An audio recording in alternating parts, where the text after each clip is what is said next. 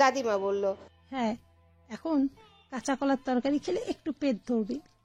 তৌসিফ খেতে খেতে মাথা দোলালো। তাজদার কপাল কুঁচকে সবার কথা শুনলো। দাদিমা তাড়া দিয়ে বলল, দাদু ভাই, তুমি গোসল করে নাও, ওকে দেখতে না গেলে কথা রটে যাবে। বউ অসুস্থ, দেখতে যেতে হবে। এখন রাগারাগি করার সময় নয়। তোমার আরো সবার আগে যাওয়া উচিত ছিল। আর আফসারকে ওই কথাটা বলা উচিত হয়নি। মেয়ে অসুস্থ, তার উপর এই ধরনের কথা নেওয়া একটা বাবার পক্ষে সহজ না। এখন যাও, রেডি হয়ে নাও। তুমি গেলে ওরা খুশি হয়ে যাবে, না গেলে পরিস্থিতি আরো জটিল হবে। তাজদার ঘুরে দাঁড়ালো ঘরে যাওয়ার জন্য। পথিমধ্যে তিতলি তাকে দেখে দাঁড়িয়ে পড়ল। তাজদার কপাল কুঁচকে তার দিকে তাকালো। আস্তে ধীরে প্রশ্ন করলো, ও বাড়ি থেকে চলে যাওয়ার সময় তুমি নিবা আম্মু কোথায় ছিলে? সারাক্ষণ ফোন নিয়ে এমন কি করো যে দিন দুনিয়ার হিসেব থাকে না? তিতলির পেটে মোচড় দিচ্ছে ভয়ে। ভাইয়ের ধারালো শীতল কণ্ঠে তার ভয় আরো বেশি করে বাড়ছে। সে আমতা আমতা করে বলল, ও তো শুয়েছিল ঘরে, আমিও ওকে বিরক্ত করিনি। যাওয়ার সময় জিজ্ঞেস করেছি কোথায় যাচ্ছ, বলল বাড়িতে। আমি বেশি প্রশ্ন করতে পারিনি, ও চলে গিয়েছিল। আম্মুও বলল ঘুরে আসুক। তাজদার বিরক্তির সাথে ঘরের দিকে রওনা দিল। তিতলি হাফ ছেড়ে বাঁচলো। তাজদার ঘরে গিয়ে শায়নার ফোনে কল দিল। রিং পড়ার কিছুক্ষণের মধ্যে রিসিভ হলো। রিসিভ করেছে শায়নার বড় বোন। আসসালামু আলাইকুম। তাজদার গুরুগম্ভীর স্বরে বলল, ওয়ালাইকুম আসসালাম। ঈশানা কোথায়? ঘুমাচ্ছে এখন। শারমিলা নিজে থেকে আর কিছু বলল না। তাজদার বলল, আচ্ছা, ফোন রাখলাম। ফোন কেটে দেওয়ার পর শারমিলা শাহিদা বেগমকে বলল, এখনো কথা বলছে কেমন গোয়ানের মতো। শাহিদা চুপ হয়ে আছেন তখন থেকে। মেয়েটা এত অসুস্থ হয়ে গেল, ওই বাড়ির কেউ একটু দেখলো না, জামাইটাও না। লন্ডনে গেলে তো। আফসার সাহেব বাটন ফোনটা হাতে নিয়ে এগিয়ে এলেন। বললে, আমি একদম ধুইয়ে দিয়েছি রায়হানের মার ভাইকে। বলেছি তার ভাগ্নে আমার সাথে কিভাবে কথা বলেছে। বলেছি আমার মেয়েকে আমি হাসপাতাল বাড়ি নিয়ে যাব। আমার মেয়ে কি ফেলনা? একটা মেয়ে এত অসুস্থ ছিল, কেউ একটু স্যালাইন বানিয়েও খাওয়ালো না। মশকরা পেয়েছে। আমার মেয়েটা আমাকে দেখা মাত্র কেঁদে উঠলো। আমার আদরের মেয়ে। আমার মেয়ে কি খাওয়ানোর অভাবে বিয়ে দিয়েছি আমি? রায়হানের মা কেমন একটু দেখলো না? আমি মাফ করে দেব না এই জন্য। শাওন বলল, এখানে চিল্লেও না আব্বা, এটা তোমার ঘর নয়। আর ওর সামনে আজে বাজে কথা বলিও না। আফসার সাহেব বললেন, তুমি আমাকে শান্ত হতে বলছো? আমি ওই ছেলের সাথে কোনো কথা বলবো না। তার মামা চাচাদের সাথে বলবো যা বলার। জিজ্ঞেস করব তাদের হাতে মেয়ে তুলে দিয়ে কি ভুল করেছি আমি? আমার মেয়ে কেন এত অযত্নে থাকবে? বাড়ি দূরে হলে কি হতো, কাছে বলে সাহস করে চলে এসেছে মেয়েটা। শাইনার স্যালাইন চলছে একটার পর একটা, পুরো মরার মতো ঘুমিয়ে আছে সে। আনিস আসছিল দেখে শাহিদা বেগম বলল, আনিসটার সামনে আজে বাজে কথা বলিও না তো। ছেলেটার মাথা গরম, কখন কাকে কি বলে ফেলে। আগে আমার মেয়েটা সুস্থ হোক, তারপর বাকি কথা। আনিস চা সিঙ্গারা সমুচা এনেছে, সাথে আপেল আর মালটা। শারমিলাকে বলল, তোরা এগুলো খেয়ে নে। ও ঘুম থেকে উঠলে এখান থেকে ফল কেটে দিস। আর দুপুরে মনে হয় ওই বাড়ি থেকে সবার জন্য ভাত আসবে। আমাকে তৌসিফ মানা করেছে ভাত না কিনতে। আফসার সাহেব বলে উঠল, আমার মেয়েকে না দেখে এখন ভাত পাক? শারমিলা থামিয়ে দিল। আব্বা কি শুরু করলে? আনিস শারমিলাকে বলল। তাজ কি ফোন টোন করেছে নাকি এখানে? শারমিলা বলল, হ্যাঁ, শুধু শাইনা কেমন আছে জিজ্ঞেস করেছে, আর কিছু বলেনি। আনিস চুপ করে রইল, কিছু বলল না। শারমিলা ভয় পাচ্ছে, কে জানে মুখোমুখি হলে কি ঝামেলা লেগে যায়। তাজদার যখন এলো তখন সবাই কেবিনের ভেতর বসে ভাত খাচ্ছিল। শায়নার মুখেও ভাত তুলে দিয়েছে শাহিদা বেগম। তাজদার হুট করে ভেতরে ঢুকে পড়ল। আসামাত্র সবাই অপ্রস্তুত হয়ে পড়ল। কেউ বসা থেকে উঠে পড়ল, কেউ মাথায় কাপড় টানলো। শায়নার গায়ে ওড়না ছিল না। শারমিলা তার মাথায় ওড়না দিয়ে দিল বা হাতে। তাজদার বেরিয়ে যাচ্ছিল। শারমিলা বলল, ভাইয়া বসেন, সমস্যা নেই। তাজদার ফলমূলের ব্যাগটা একপাশে যত্ন করে রেখে বলল, ভাত তো আজানের আগে এসেছে, এখন কেন খাচ্ছ? আর এটা বাজে এখন। শারমিলা হাত ধুয়ে টুল টেনে তাকে বসতে দিতে দিতে বলল, ও ঘুমিয়েছিল, সবাই একসাথে খাবো ভাবছিলাম। তাজদার এক পলক শায়নার দিকে তাকালো। গায়ে সাদা রঙের একটা ঢিলেঢালা কুর্তা, না আঁচড়ানো চুলে বেনিটা অবিন্যস্ত, চোখের নিচে এক গাদা কালি। শাহিদা বেগম বাসন নিয়ে কেবিনের বাইরে বেরিয়ে গিয়েছেন। ওখানে খাওয়ার ভালো ব্যবস্থা আছে যদিও। শায়না লোকমাটা ধীরে ধীরে চিবাচ্ছে। এক রাতের মধ্যে মনে হচ্ছে সে শুকিয়ে এতটুকুনি হয়ে গেছে। শারমিলাও বেরিয়ে গেল। আফসার সাহেব বললেন, এসেছে নাকি? শারমিলা বলল, হ্যাঁ, তুমি এখন যেও না, ওরা কথা বলুক। আমি দুটো কথা বলবো। শাহিদা বেগম বললেন। আহা, এখন না, বাড়াবাড়ি করো না তো। শায়না পিঠের নিচে বালিশ রেখে বসেছে। আরো আরামদায়ক করার জন্য শাহিদা বেগম ওড়নাটাকে পুটলি বেঁধে পিঠের পেছনে রেখেছে। তাজদার গলা ঝেড়ে কথা শুরু করলো। এখন কেমন লাগছে? শায়না ডান হাতের ভেতর পুঁটি মাছ ভাজা, সে একটা একটা কামড় দিয়ে খাচ্ছিল ওটা। তাজদার চলে আসে, ওটা হাতের মুঠোয় থেকে গেছে। ওটা কসলাতে কসলাতে মৃদু স্বরে বলল, ভালো। আর কোনো কথা নেই। শায়না নিজের মতো বসে আছে, শুয়ে পড়তে ইচ্ছা করছে, কিন্তু পাশে এমন রোবটের মতো কেউ বসে থাকলে সেটা প্রায় অসম্ভব। অস্বস্তি সামলে সে এবার তাজদারের দিকে তাকালো। গায়ে মেরুন রঙের শার্ট, কবজিতে ঘড়ি, টিপটপ গোছগাছ সব দিক থেকে তাজদার তাকে তাকাতে দেখে বলল। তোমার ফোনটা কোথায়? শায়না নিজের হাতের দিকে তাকিয়ে বলল, আছে। ওখানে আমার নাম্বার নেই? আছে।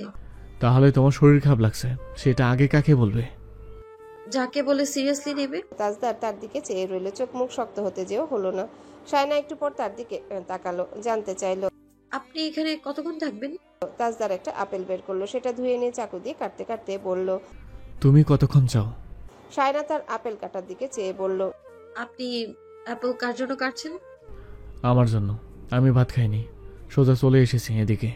শায়না লজ্জিত হলো, কিছুক্ষণ চুপ থেকে বলল, কোনো দরকার ছিল না না খেয়ে এখানে আসার। তাজদার আপেল কাটা বন্ধ করে বলল, সরি, আমি নিজেকে খুব ভালোবাসি। তুমি কি বলো সেটা দেখার জন্য মিথ্যা বললাম। আমি খেয়ে এসেছি, রিল্যাক্স। শায়না চুপ করে বসে রইল। কালকের সব কথা মনে পড়লো, কিভাবে যে সে হেঁটে গিয়েছিল তাদের বাড়িতে, সে নিজেও জানে না। তাজদার আপেল কাটলো, শায়না কয়েক টুকরা খেলো, তাজদার নিজেও খেলো। হালকা টুকটাক কথাবার্তা বলে বেরিয়ে গেল। তার মামারা এসেছে। শায়না মাথায় ভালো করে ঘোমটা টেনে বসেছে। সবাই আসার পথে ফলমূল নিয়ে এসেছে। শায়নার সাথে দেখা করতে এলো সবাই। তাজদারকে বলল, এক রাতের মধ্যে শুকিয়ে গেছি। কাল হয়েছিলটা কি? বাড়িতে কেউ ছিল না? আফসার সাহেব সাহস পেয়ে গেলেন, বললেন, যেসব কথা বাদ দেন ভাই সব। আপনাদের ভাগ্নে আমাকে ফোন দিয়ে বলেছে, সেটা একবার জিজ্ঞেস করুন সবার সামনে।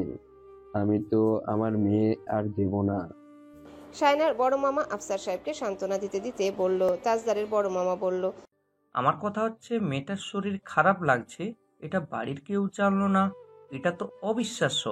তৌসিফ বলল, সবাই জানতো ওর জ্বর হয়েছে হালকা, মেজো ভাইয়ের গায়েও জ্বর এসেছিল।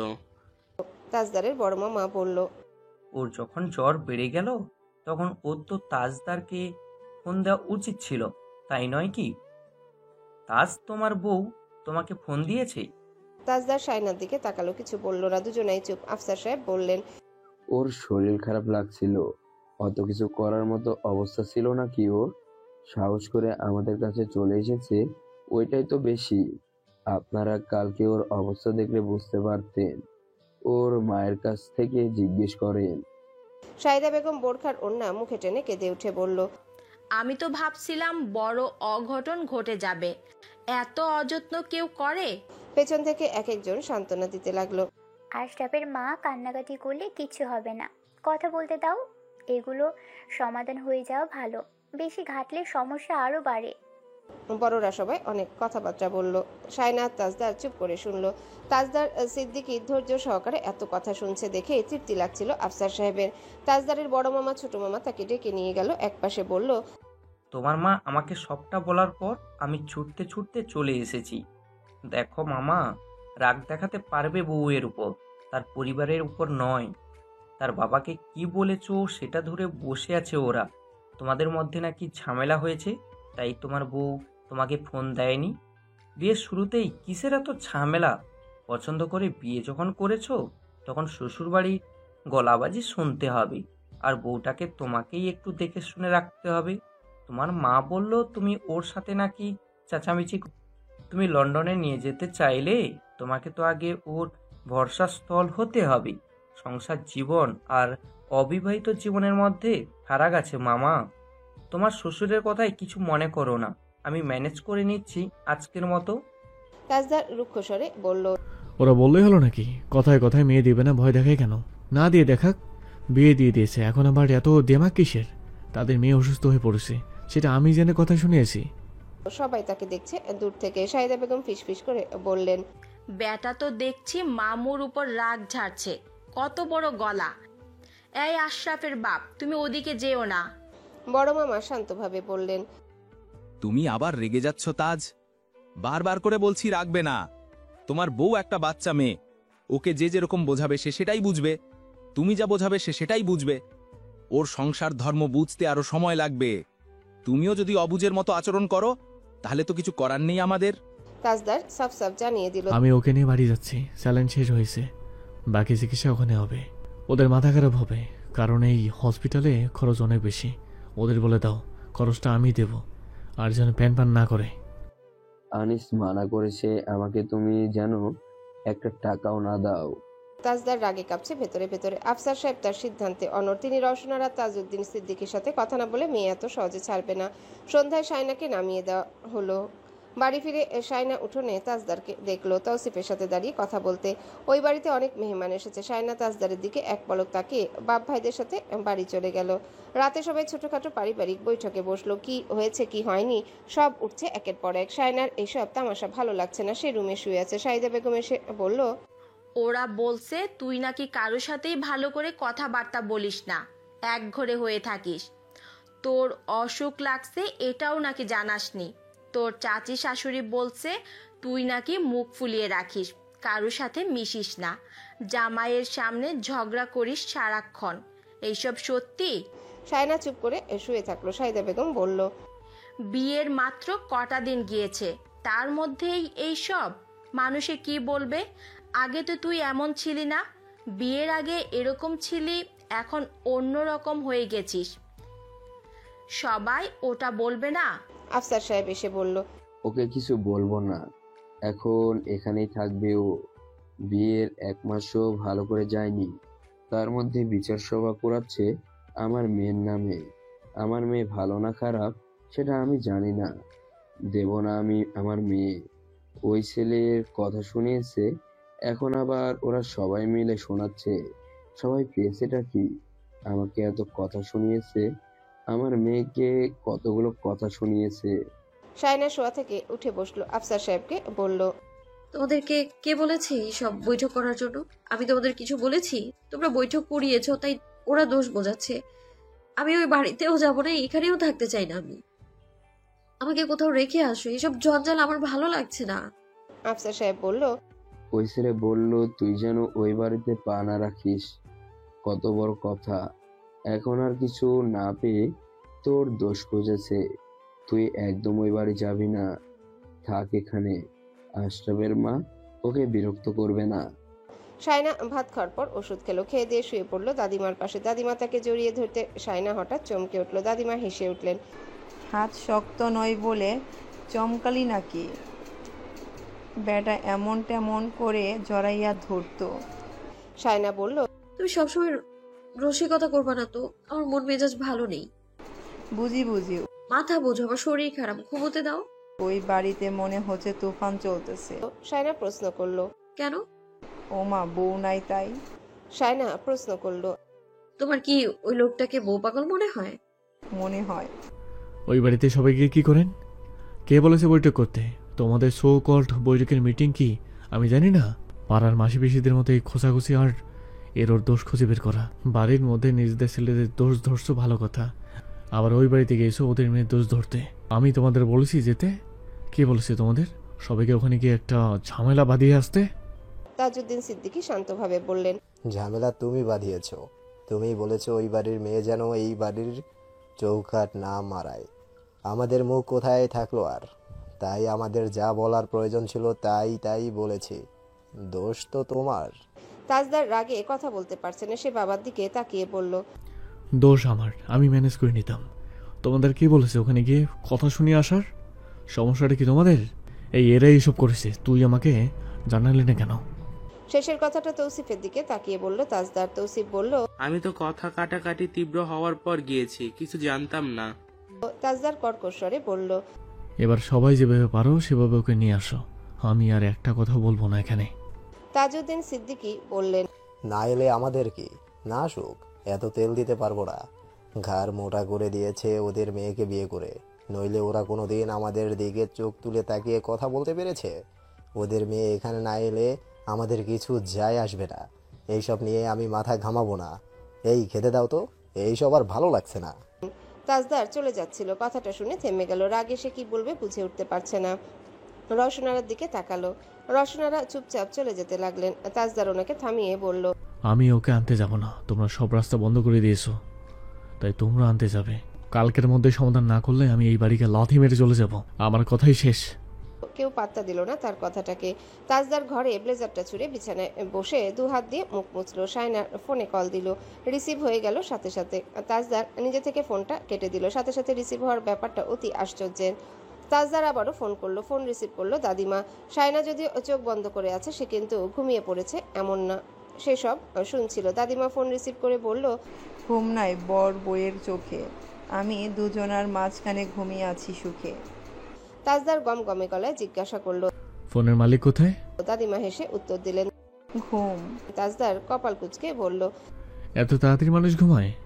দাদিমা শান্ত স্বরে বললেন, অনেক কান্নাকাটির পর ঘুমাইছে। কান্না কিসের? দাদিমা হেসে বললেন, ওই আর কি, বরের জন্য কাঁদে, তুমি নাকি জড়িয়ে ধরে ঘুমাইতা।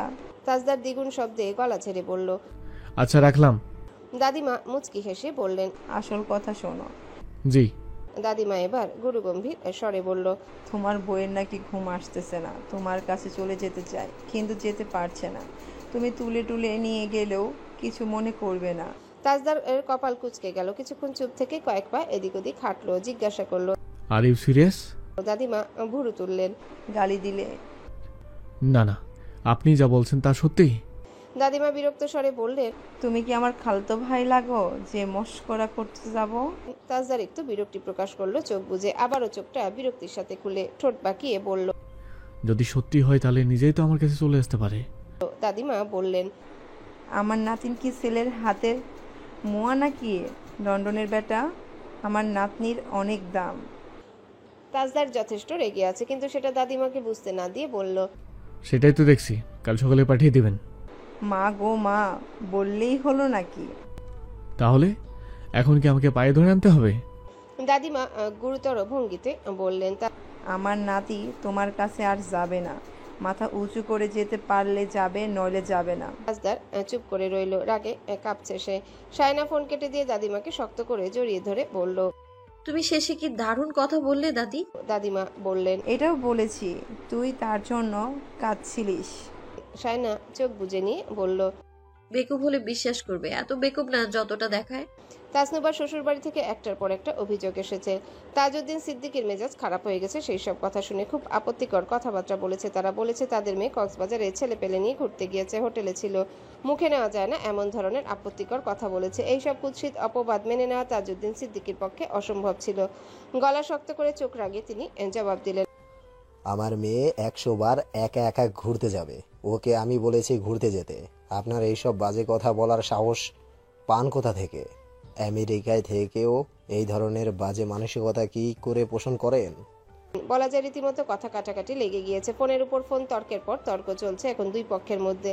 তাজউদ্দিন সিদ্দিকী বলেছেন, ওরা ওরকম সস্তা মানসিকতার আগে থেকেই জেনে গিয়ে ভালো হয়েছে। যদি কোনো পাকাপোক্ত সিদ্ধান্ত নেয়নি এখনো দুই পক্ষ, তবে বিরোধ এখনো চলমান। তাজদার এই ব্যাপারে কোনো কথা বলেনি। রসনারা ভয়ে আছে। সে যদি সত্যি সত্যি বাড়ি থেকে চলে গিয়ে থাকে তাহলে এই ঝামেলা আর কমার নয়। তাছাড়া সে বাড়ি থেকে চলে যাবে এমনভাবে যেখানে তার হাজারটা যুক্তি দাঁড় করানো থাকবে। শায়না সেখানে খুব নগণ্য একটা যুক্তি। আর এতে করে কেউ বলতে পারবে না দোষ তোমার ছিল, তোমার কারণেই শায়না আজ ওই বাড়িতে। তাজদার চলে যাওয়ার সময় দাদিমা আনোয়ারা বেগমের কথা বলেছে তাজদারের সাথে। সে স্পষ্টভাবে বলে দিয়েছে, আমি তাজউদ্দিন শিকদারের সাথে কোনো তর্ক করতে চাই না, না মা রসনার সাথে কোনো কথা বলতে চাই। আমি তাই করব যা আমার মন চাইবে। This is not a family, it's an entire family of devils. Anowara Begum বলল, নুভার বিয়েটা নিয়ে ঝামেলা চলছে। So what? ওই ফ্যামিলিতে ঝামেলা ছাড়া কোনো কাজ হয়েছে? তোমার বউকে তুমি গিয়ে নিয়ে আসতে পারো। সে আসবে না। আমি একটা জেদি মেয়েকে বিয়ে করেছি, আপাত মস্তক রসনা শিকদারের ফটোকপি। শাশুড়ির সাথে হাত মিলিয়ে আমাকে জব্দ করছে। আমাকে পাগল না বানিয়ে সে আসবে না। মহা মুশকিল তো। আমি তাকে জিজ্ঞেস করব সে পাগল স্বামীর সাথে সংসার করতে ইচ্ছুক কিনা, না হলে যেন তাড়াতাড়ি চলে আসবে। Her answer will be yes. আনোয়ারা বেগমের হাসি পেলেও তিনি হাসলেন না, বললেন, সাত তো কুচকে গেছে দাদু ভাই। তাজদার নিজের শার্টটার দিকে তাকিয়ে থেমে গেল। এই প্রথমবার সে কুচকানো শার্ট গায়ে দিয়েছে, আর এটার জন্য দায়ী শাহিনা মমতাজ। হাতের কাছে পেলে আগে ঠাস করে একটা দেবে পিঠের উপর। সায়নাদের বাড়ির পেছনে পেয়ারা গাছ ছিল, সেখান থেকে সে পেয়ারা পেরেছে কয়েকটা। চাচাতো বোনদের নিয়ে ঘাটে বসে মরিচ দিয়ে খচখচ করে খাচ্ছিল। তখনই সেখানে তিতলি এলো, সায়নাকে সবটা খুলে বলল। সায়না বলল, কোথায় গিয়েছে বলেনি? তিতলি বলল, ঘুরতে টুরতে চলে যাবে, দেশে আসার পর তো কোথাও ঘুরতে যায়নি। আম্মু একটা কথা বলতে বলেছে তোমাকে। সায়না মনে মনে ভাবছিল তিতলি এরকম কিছুই বলবে, আর সেটাই সত্যি হলো। তিতলি বলল, আম্মু বলেছে ভাইয়ার সাথে যোগাযোগ রাখতে। আম্মুর ফোন রিসিভ করেনি, আব্বুর সাথে তো কথাই বলে না। বড় ভাইয়া রেগে আছে, ফোন দেবে না। তোমাকে সকাল থেকে একবারও ফোন দেয়নি। সায়না দুপাশে মাথা নাড়ল। তিতলি বলল, এখন একটা ফোন দাও। সায়না বলল, রাত করব, এখন রিসিভ করলে তুমি কথা বলবে। তিতলি বলল, আচ্ছা। সায়না তাজদারের নাম্বারে কল দিল। রিং পড়তে লাগলো। কিছুক্ষণ পর রিসিভ হলো। তিতলি শুরুতেই সালাম দিল। আসসালামু আলাইকুম ভাইয়া, আমি তিতলি। ওয়ালাইকুম আসসালাম। তুমি ওখানে কি করছো? আপনি আম্মুর ফোন রিসিভ করছিলেন না। আমি তোমাকে কি প্রশ্ন করেছি? তিতলি দাঁত দিয়ে নখ খুঁড়তে লাগলো। বলল, আমি আপনার সাথে কথা বলার জন্য এসেছি। ফোন রাখো, ঘরে যাও। তিতলি ফোন রেখে দিল। সায়নার দিকে ফোন বাড়িয়ে দিয়ে বলল, নাও। সায়না জানতে চাইলো, কি বললো? তিতলি বিরক্ত হয়ে চলে যেতে যেতে বলল, ধুর, আমাকে বকা খাওয়ানোর জন্য সবাই পাঠায়। আমি বাড়ি ছেড়ে কোথাও চলে যাব। সায়না তার যাওয়ার পথে চেয়ে রইল। সায়না মেসেজে টাইপ করলো, কোথায় যাওয়া হয়েছে লিখে মেসেজটা পাঠিয়ে দিল। যদিও তার ফোনে অত বেশি ব্যালেন্স নেই। কিছুক্ষণ পর মেসেজের রিপ্লাই এলো। Well your one machine. Saina লিখলো, I'm about to block you. Tajdar পাঠালো। সায়না বলল, টাটা, বাই বাই। ওপাশ থেকে মেসেজ এলো, আমি এগুলোর স্ক্রিনশট রাখছি, সালিশ বিচারে এগুলো দেখাবো। তাছাড়া তুমি ফেসবুকে কাকে কাকে আমার নামে বিচার দিয়েছো, কে কি বদনাম করেছো, আমাকে কি কি গালি দিয়েছো, সব আমি আনিসের কাছে পাঠাচ্ছি। সায়না বলল, এই না, দেন say I love you তাজদার Siddiqui. মরে গেলেও না। আনিসের হোয়াটসঅ্যাপে আজ রাতের মধ্যে সব চলে যাবে। সায়না লিখলো, জার্গো বেড়া হুত্তুন। মানুষ যখন আর কিছু কথা না খুঁজে পায় তখন এইসব বলে। সিরিয়াস কথায় আসি, তুমি বাড়ি চলে আসো। তখন আব্বুকে বলো তুমি চলে যেতে চাও। এইসব রং তামাশা অনেক হয়েছে এই সানা। সায়না মৃদুস্বরে বলল, আমি এখনো সুস্থ না। তাজদার গম্ভীর মুখে বলল, তবে এটাই শেষ নাই ওর। কিসের শেষ নাই ওর? মানে আমি যতদিন দেশে আসি ততদিন তুমি নাইও যেতে পারবে না। সায়নার ব্যালেন্স চলে গিয়েছে। সে আর কোনো রিপ্লাই করতে পারলো না। সাইদা বেগম ডাকছে, শানু, এই বেলায় চুল খোলা রেখে ঘাটে বসে আছিস কেন? ঘরে ঢুকে আয়। সায়না প্লেটে মরিচ গুঁড়া নিয়ে তাতে লবণ আর সরিষার তেল দিয়ে মেখে পেয়ারা খাচ্ছে। তাদের গাছের পেয়ারাগুলো ডাসা ডাসা। সায়না কখনো ছুঁয়েও দেখতো না, এবার কেন যেন খেতে ইচ্ছা হলো। সাইদা ফেলন ডাল নিয়ে এলেন ঝাঁকায় করে। সায়না বলল, এগুলো কখন ভিজতে দিয়েছো? সকালে দিয়েছি। একটু হাত লাগাবি নাকি একটু শুবি? না, আর শুভ না, দাও ছিলে দি। কি দিয়ে রাঁধবা? রুই মাছের মাথা আছে, ওগুলো দিয়ে রাঁধবো। সায়না ডাল ছিলে নিতে লাগলো নখের সাহায্যে। চাচিরা এসেও যোগ দিল সেখানে। ওই বাড়ি থেকে কে কি শুনেছে সেই সব নিয়ে কথাবার্তা চলছিল। সায়না একদম চুপ করে শুনলো। সবাই হাতে হাতে ডালের ছোলা ছিলে দিচ্ছে। পাশের বাড়ি থেকে একজন জেঠিও ছিল সেখানে। উনি কথায় কথায় বললেন, শানুর বোধ হয় অসুখ বন্ধ হয় নাই। সায়না চুপ করে রইল। সাইদা বেগম সায়নার চেহারা দেখে বিরক্তি টের পেল। বলল, না, এখনো বন্ধ হয় নাই। তারপর সাথে সাথে সায়নাকে বলল, শানু ফোন নিয়ে আয় তো ঘর থেকে। আনিস ফোন দেবে অফিস থেকে বেরোনোর সময়। কিছু বাজার সদাই নিয়ে আসতে বলবো। সায়না মায়ের কথা শুনে ঘরে চলে গেল। ফোনটা পাঠালো তার চাচাতো বোনকে দিয়ে। সে চলে যেতেই সাইদা বেগম সবার উদ্দেশ্যে বলল, ওর সামনে এইসব কথা বলিয়েন না ভাবি, আমাদেরও কিছু বলতে চায় না। না, তাজদার চলে যাবে তাই বলছিলাম। সাইদা বেগম বলল, দোয়া করেন, আল্লাহ মুখ তুলে চাইলে আর কি। মেয়ে নিয়ে যাওয়ার আগেই ওরা আমার মেয়ে দোষ ধরা শুরু করেছে। নিয়ে যাওয়ার পর কি করবে? আমার কাছে ফোন রেকর্ডগুলো আছে। ওরা মাপ না চাইলে আমি আর একটা ফোনও তুলব না। আমার মেয়ের নামে আজে বাজে কথা কেন বললো? তাজউদ্দিন সিদ্দিকী গর্জন করছেন। রসনারা পেছনে এসে দাঁড়ালেন। বললেন, আপনি এখানে দাঁড়িয়ে চেঁচাচ্ছেন কেন? ভেতরে যান, মানুষে শুনবে। তাজউদ্দিন সিদ্দিকী গর্জন করতে করতে ভেতরে চলে গেলেন। তৌসিফের কাছে এইমাত্র তাজদারের ফোন এসেছে। সে জানতে চাইল, নোভানে কি অসুস্থ? দুই পরিবারের ঝামেলা নিয়ে টেনশন করছিলি? এখন টেনশন করলে কি হবে? কাজ করার আগে ভাবা উচিত ছিল। তৌসিফ বলল, তুমি বাড়ি কবে আসবে? কবে আসবে সেটা তো জানার কথা। তৌসিফ চুপ করে রইল। তাজদার জানতে চাইল, ওরা কি ডিসিশন নিয়েছে?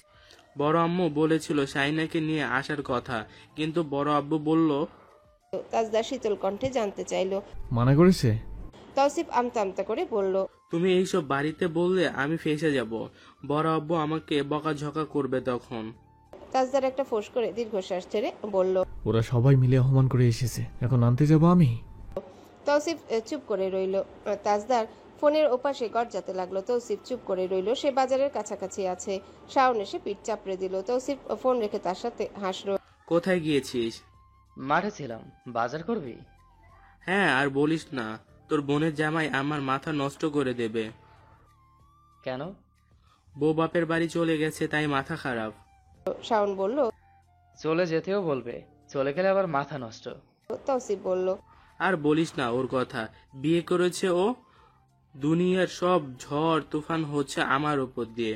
বউ সামনে থাকলেও দোষ, চলে গেলেও দোষ। এদিকে আমরা বেকার বলে বউ পাই না। শাওন শব্দ করে হেসে উঠল। ধুর ভাই, তোদের ইউরোপ আমেরিকা মামা চাচা আছে, চিন্তা নেই, ওখানে গেলে বউ পেয়ে যাবি। আমরাই হতভাগা, শালার একটা ভালো চাকরি নাই এই গরিব দেশে। সবার কি রেজাল্ট ভালো থাকবে? কোনো মতে টেনে টুনে পড়াশোনা তো শেষ করেছি, এখন চাকরি না পেলে গরু ছাগলের ব্যবসা দেওয়া ছাড়া আর কোনো উপায় নেই। তৌসিফ বলল, পেয়ে যাবি, চিন্তা নেই। বাজার করবি? শাওন বলল, মেজো ভাই বাজারে আসতে বলেছিল, তাই এলাম। দাঁড়া, ফোন দিয়ে জিজ্ঞেস করে নেই। ওরা দুজন হাঁটতে হাঁটতে বাজারের ভেতর চলে গেল। বাচ্চারা পড়তে এসেছে। আসরের পর ছুটি হতে হতে মাগরিবের আজান দিয়ে ফেলেছে। শায়না মাগরিবের নামাজ পড়ে নিল। নামাজ পড়া শেষে বাচ্চাদের হোমওয়ার্ক দিয়ে ছুটি দিয়ে দিল। বাইরে আধার, তাই সে ফ্ল্যাশ লাইট জ্বালিয়ে বাচ্চাদের পেছন পেছন উঠোনে এলো। মাগরিবের সময় বাড়ির ছোট ছোট ছেলেমেয়েরা একসাথে বসে গজল গায়। শায়না, মেজো চাচা, ছোট চাচার ছেলেমেয়েরা গজল গাইছে। বাচ্চারা যে যার বাড়ি চলে যেতে শায়নাও বাড়ির দিকে পা বাড়াচ্ছে। ঠিক তখনই শায়না শায়না বলে কেউ একজন ডাকলো। শায়না চট করে ঘাড় ফিরিয়ে তাকালো। রসনার কণ্ঠস্বর। শায়না সাড়া দিল, জি। এদিকে আসো, একটু কথা আছে। শায়না পা বাড়ালো। রসনারাকে কেমন অস্থির দেখাচ্ছে। শায়না জানতে চাইলে বলল, কি হয়েছে বড় আম্মু? রসনারা বললেন, তাজ আমাকে ফোন দিয়েছে। না। তুমি দাওনি? শায়না দুপাশে মাথা নাড়ল। না, আসলে। রসনারা তাকে থামিয়ে দিয়ে বলল, ও দেয়নি, কিন্তু তোমার দেওয়া উচিত ছিল। দুজনে এরকম করলে কিভাবে হবে? তোমার তো ফোন দেওয়া উচিত ছিল। সব এখন আমি শিখিয়ে পড়িয়ে দেব। ঝামেলা যা হয়েছে তা নিয়ে তো বসে থাকা যাবে না। তাজ ওর আব্বাকে ফোন করে বলল তোমাকে নাকি ও নিতে আসবে কাল, কিন্তু বাড়িতে নিয়ে যাবে না। ও নাকি বাসা ঠিক করেছে, ওই বাসায় নিয়ে যাবে। তোমাকে আর কোনোদিন আসতে দেবে না। তুমি ওকে ফোন করে বলো তোমার বড় আব্বুর উপর রাগ করে কোনো সিদ্ধান্ত না নিতে। বাপ ছেলে কি শুরু করেছে বুঝতে পারছি না। শায়না বলল, তুমি ফোন করেছো? না, ও তো বলেছিল আমার সাথে কথাবার্তা বলবে না। আমি ফোন দিলে ও কথা বলবে না। শায়না বলল, আচ্ছা আমি দেখি না, ওকে বলো তোমার বড় আব্বু এখন তাসনোবার এইসব নিয়ে ঝামেলায় আছে, তাই রেগে কি না কি বলেছে। শায়না তো জানে রাগে সত্যিটাই বলেছেন বড় আব্বু। সে তবু আশ্বাস দিল। রওশনারাকে বলল, আমি ফোন দেব। শায়না কিছুক্ষণ পর ফোন করলো। তাজদার রিসিভ করলো না। শায়না এক নাগারে ফোন দিতে লাগলো। রিসিভ না করে কতক্ষণ থাকবে? সে 10 মিনিট ধরে ফোন দিয়েই গেল। শেষবার ফোন রিসিভ হতে ওপাশ থেকে কাঠখোট্টা কণ্ঠস্বর বলল, হ্যালো, তাজদার সিদ্দিকী স্পিকিং। শায়না নিজেকে সামলে নিয়ে বলল, আপনি কি শুরু করেছেন এসব? আমাকে অশান্তিতে রাখেন ভালো কথা, আমি তো পরের মেয়ে, কিন্তু নিজের বাড়ির মানুষ। কাউকেই তো শান্তি দিচ্ছেন না আপনি। আপনি ওইদিকে ঝামেলা করবেন আর সমস্ত দোষ চাপবে আমার ঘাড়ে। নিজের খাসিয়াত পাল্টান আপনি, নইলে এমন একটা সময় আসবে না যে নিজের পাশে কাউকেই পাবেন না, একদম একা হয়ে যাবেন। বাসা নিলেও আমি আপনার সাথে ধেই ধেই করে চলে যাব। চৌকাট আমাকে না মারাতে বলছেন আপনি? আমি মারাবো না, সেটা হোক কলতান নিবাস কিংবা অন্য কোনো বাসা বাড়ি। আমি যাব না মানে যাব না। আপনাকে বুঝতে হবে, মুখ আছে বলে যা তা বলে দেয়া যায় না। আমি যদি আপনাকে একবার বলতাম আমাদের বাড়ি চৌকাট কখনো মারাবেন না, তাহলে আপনি কোনোদিন আসতেন? আপনি মুখে যা আসে বলে তা দেবেন, আমি কষ্ট পাবো, তারপর আপনার মনে হবে আপনি ভুল করেছেন, তা দেখে আমি আবার ধেই ধেই করে আপনার সাথে ফিরে যাব। তাহলে ভুল ভাবছেন আপনি। আপনার এইসব বাজে খাসিয়াত দিন যতদিন না কমবে ততদিন আমি আপনার কাছে যাব না। রাগে তাজদারের মুখ দিয়ে কথা বেরোচ্ছে না। তোমার সাহস? আমার সাহসের এখনো কি দেখেছেন আপনি? সাহস তো শুধু আপনার আছে, তাই না? নিজেই নিজেকে প্রশ্ন করুন, যা করছেন তা ঠিক করেছেন কিনা। বাড়তি কথা বলবে না, একদম বলবে না। আমাকে যেগুলো বললে সেগুলো তোমার শ্বশুর শাশুড়িকে বলো, কারণ তারা তোমাকে অপমান করেছিল। শায়না ক্ষীণ কণ্ঠে বলল, যে বিয়ে করেছে সেই হাঁটতে বসতে করে, ওরা কোন ছাই? হোয়াট? আমি আর তারা? থামলেন কেন? আপনি আর তারা আলাদা নয়। আপনি করেন তাই তারাও সুযোগ পায়। আপনি কোনোদিন আমাকে সম্মান দিয়ে কথা বলেছেন মনে করুন তো? মাথায় তুলে নাচতে বলছো? বউকে মাথায় তুলে সবাই নাচতে পারে না। মেরুদণ্ড থাকা লাগে, গার্ডস লাগে, মন লাগে। আপনি শেখেননি কিভাবে একটা মেয়েকে সম্মান দিতে হয়। যদি শিখতেন, আমি বউ নয় মেয়ে হওয়ার কারণে হলেও একটু সম্মান পেতাম। বউ হিসেবে মাথায় ওঠা তো বহু দূর। আপনি তো শুধু বড় বড় ডিগ্রি অর্জন করেছেন, আর কিছুই শেখেননি। নিজের সব ঝামেলা তৈরি করেন আর তারপর সব আমার ঘাড়ে তুলে দেন। আশেপাশে মানুষজন বলছে বউ নিয়ে যাওয়ার পর থেকেই ওদের বাড়িতে ঝামেলা লেগে আছে। যাদের নিজেদের ছেলেটাই হাজারটা ঝামেলা তৈরি করে, সেখানে পরের মেয়েটা কি করবে? আপনি ঠিক হলেই তবে আমাকে কথা শোনানোর আগে দুবার ভাববে। নিজেই তো সুযোগ দিচ্ছেন আপনি সবাইকে। তাজদার সিদ্দিকী ফোন কেটে দিল। এরপর একদিন, দুদিন, 3 দিন, 4 দিন, এক সপ্তাহ কেটে গেল। কোনো সারা শব্দ পাওয়া গেল না তার কোনো খোঁজ খবর পরিবারের কেউ পেল না। তার এইসব দেখে শেষমেশ তৌসিফের বাবা তৈয়বুদ্দিন সিদ্দিকী আর তাজদারের মামা ফুপা খালারা সবাই এসে, আপনারা এসেছেন বলে আমি মেয়ে ছেড়েছি এমন না। আমার মেয়ে নিজে ঝামেলা সইতে না পেরে চলে যাওয়ার সিদ্ধান্ত নিয়েছে। তবে এবার যদি আমার মেয়েকে আর ছোট করা হয়, ও আর কোনোদিন ওই বাড়িতে যাবে না। শায়না এমনি এমনি রাজি হয়নি। বিয়ের পর থেকে তাজদারের সমস্ত বিহেভিয়ার পরিস্থিতি সংক্ষেপে উল্লেখ করে সে স্প্যারোস গ্রুপে পোস্ট করেছিল। সেখানে বেশিরভাগ মেয়েই তাজদারকে তুলোধুনা করেছে। বলা যায় 60% মেয়েই তাকে পরামর্শ দিয়েছে তাজদার সিদ্দিকী না আসা পর্যন্ত সে যেন না যায় শ্বশুর বাড়িতে। বাকি 40% মেয়ের মধ্যে 10% তার দোষ দিয়েছে, 10% স্বামী ভক্তি দেখিয়ে চলে যেতে বলেছে। অবশিষ্ট 20% মেয়ে মহিলারা দুই দলের চেয়ে একটু ভিন্ন পরামর্শ দিয়েছে। তাদের পরামর্শগুলো যৌক্তিক এবং বাস্তবিক লেগেছে শায়নার কাছে। তাদের মধ্যে একজনের কমেন্ট খুব বড় ছিল। শায়না সেটা মনোযোগ দিয়ে পড়েছে। মহিলাটি লিখেছেন, সাংসারিক জীবনের দীর্ঘ অভিজ্ঞতা আমাকে শিখিয়েছে ডোমেস্টিক স্বভাবের পুরুষদের সঙ্গে তাড়ামি করে পাল্টা জবাব দিলে, ঘৃণা দেখালে লাভ হয় না, বরং তারা আরও বেশি জেদি হয়ে ওঠে। ওদের সঠিকভাবে সামলাতে হলে গলার আওয়াজের বদলে বুদ্ধি খাটিয়ে মাথা ঠান্ডা রেখে চাল দিতে হয়। আপনি কয়েকদিন একদম যত্নাত্তি করতে থাকেন, 1 মাস তার মনের মতো করে চলেন, যেরকম বলে সেরকম করেন। আপনার পোস্ট পরে বুঝলাম আপনি এরকম ভালো করে কথা বলেননি, মানে বউ জামাই দুজনের রুড়ো গলায় কথা বলেন। এখন থেকে আপনি তার সাথে মিষ্টি করে কথা বলার চেষ্টা করুন। আগ বাড়িয়ে তার জামা কাপড় ধুয়ে দিন, আয়রন করে দিন, খাবার দাবার বেড়ে দিন। তাকে ফিল করান যে সে একদিন যোগাযোগ বন্ধ করে রাখলে আপনি কষ্ট পেয়েছেন। আপনাদের সম্পর্ক আরও গাঢ় করুন, তাকে আরও এক্সপ্লোর করুন, তাকে পুরোপুরি জানুন। তারপর 1 মাস পর যত্ন নেওয়া ছেড়ে দিন। মানে ব্যাপারটা আপনাকে খুব স্মার্টলি হ্যান্ডেল করতে হবে, যাতে তার কাছে অতিরঞ্জিত না লাগে। আবার যখন ইগনোর করা শুরু করবেন, তখন যেন মনে না হয় আপনার আগের কাজগুলো অভিনয় কিংবা আপনার একটা প্ল্যান ছিল। আপনি ইগনোর করা শুরু হলে তার আসল রূপ বেরিয়ে আসবে। সে আপনার ইগনোর করার কারণ জানতে চাইবে, বুঝতে চাইবে, তাকে ভাবাবে। আর যদি না ভাবাই আগের মতো বিহেভ করে, তাহলে বলবো ওইরকম জামাইকে বুড়ো আঙুল দেখিয়ে চলে আসবেন। সুযোগ কিন্তু বারবার দেওয়া উচিত নয়। আপনি যেহেতু বলতেন আপনি বিয়েটার প্রতি সিরিয়াস হতে চান, সম্পর্কটাকে সুযোগ দিতে চান, বিয়ে ভাঙা এসব পসিবল না, তাই আপনার জন্য আমার এই সাজেশনটা রইল। কারণ এতে করে আপনিও আপনার মধ্যে চেঞ্জেস আনতে পারবেন, তার মধ্যেও চেঞ্জেস আনতে পারবেন। বোন, সংসারে বুদ্ধি খাটিয়ে চলতে হয়, সব নিজেকেই আদায় করে নিতে হয়। আপনাকে কেউ সমর্থন করবে না। আপনি যা চান তা কখনোই কেউ সহজে মেনে নেবে না। যেখানে নিজের পরিবার আপনার কথা শোনেনি, সেখানে পরের ছেলেটা আপনাকে বুঝে ফেলবে, এমন আশা রাখাটা ভুল। সে যদি সরি বলতে না জানে, তাহলে আপনিই প্রথমে সরি বলে তাকে শেখান, সরি বলতে শেখান। সে কারো কথা শোনে না, আপনি তার কথা মন দিয়ে শুনুন। সে আপনাকে দেখে থুথু ছুড়ত, তাই আপনি তাকে দেখে তো থুথু ছুড়ে জবাব দিতে পারবেন না। সে ভাববে তার আর আপনার মধ্যে পার্থক্য নেই, তাহলে সে যা করেছে তাই ঠিক। এত কিছুর পরও যদি না শেখে, না বোঝে, না শুনে, তখন ফাইনাল সিদ্ধান্ত নেবেন। আমি আপনার সিচুয়েশন বুঝতে পারছি, আপনি সিদ্ধান্তহীনতায় ভুগছেন। ভাইদের উপরও বসেও খেতে চাচ্ছেন না, আবার বরের কাছেও ফিরতে পাচ্ছেন না। আপনাকে আমি যা বলছি তারপর ট্রাই করে দেখুন। আর আপনি যদি নিজে থেকে যান তার কাছে, তাহলে আমার মনে হয় আপনি উঁচুতে থাকবেন, কারণ আপনি সুযোগটা দিয়েছেন।